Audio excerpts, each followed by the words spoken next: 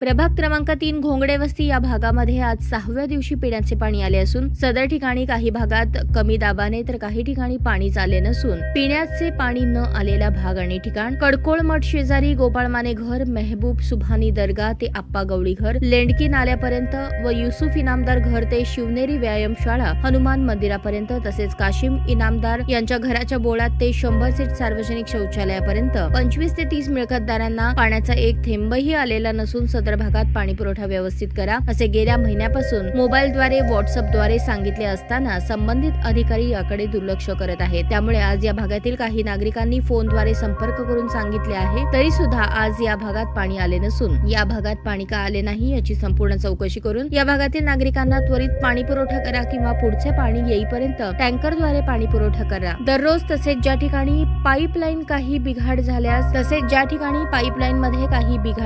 किंवा नादुरुस्त असेल किंवा काही ठिकाणी पाईप मध्ये काही अडकले असेल, गंजलेले पट्टे असतील अशा ठिकाणी त्वरित संबंधित अधिकाऱ्यांनी पाहणी करून मक्तेदारांना सांगून दुरुस्ती करून घ्यावी किंवा 4 इंची नवीन पाईपलाईन घाला, अन्यथा या भागातील मिळकतदारांना घेऊन विभागीय कार्यालय क्रमांक 3 किंवा महानगरपालिकेत आंदोलन करण्यात येईल याची नोंद घ्यावी असे माजी सभागृह नेते सुरेश अण्णा पाटील यांनी कळवले आहे।